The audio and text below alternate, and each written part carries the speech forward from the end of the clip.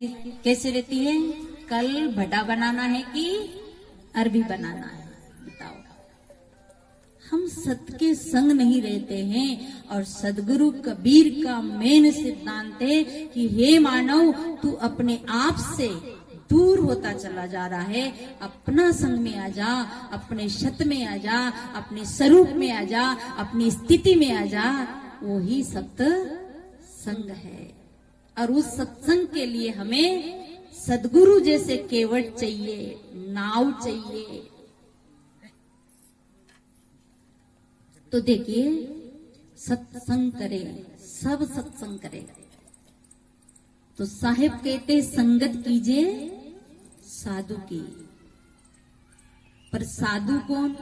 क्योंकि साधु बहुत है, लटाधारी, पटाधारी, मटाधारी, कई प्रकार के साधु हैं। और सीता को हरने वाला भी तो साधु ही था ना, था कि नहीं था? और बड़े बड़े जो कांड हो रहे वो साधु में ही हो रहे। तो विश्वास भी कैसे करे साधु कौन? और विश्वास करना भी तो थोड़ा डर लगता है। आजकल तो लोग साधु पे विश्वास भी नहीं करते। कबीर साहब कहते, देखन के साधु बड़ा रे मठधारी, वाको भ्रम ठिकाने नाई। बड़ा बड़ा मठ है पर भ्रम तो ठिकाने नहीं है। इसी कबीर साहब दूसरी साखी में कहते हैं कि देखन के बुगले उजले, उजला जिनका भेष, तासे तो कौवा भला भार भीतर एक। भार भी और भीतर भी एक। कौवा को सब जानते हैं कि 99 चाल बदलता है और गलत खाता है। और बेचारा कौवा की बोली भी किसी को पसंद नहीं आती। देखो, कौवा भी काला है और कोयल भी काली है। पर कोयल बोलती है तो सबको प्यारी लगती है। बेचारा कौवा किसी को प्यारा नहीं लगता, क्योंकि वो क्लियर फाइनल है।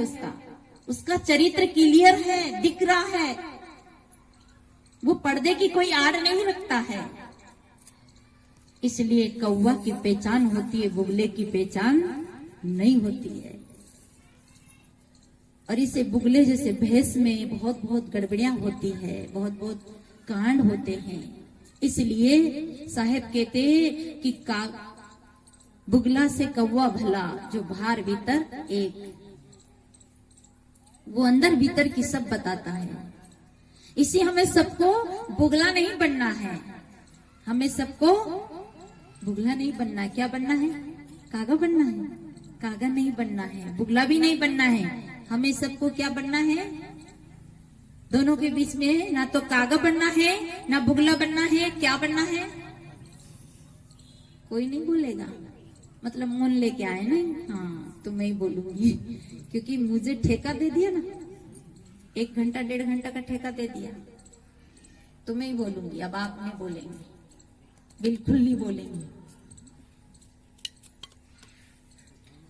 तो देखिए, हमें क्या बनना है? ना बुगला बनना है, ना कौवा बनना है।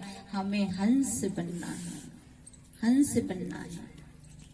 और हंस बनने के लिए इस मानसरोवर में गोता लगाएं, ज्ञान की गंगा में गोता लगाएं। और ज्ञान की गंगा में ही वो आनंद आता है जो इस ज्ञान की गंगा में किन किन ने गोता लगाया। आइए हम भी लगा लेते थोड़ी देर।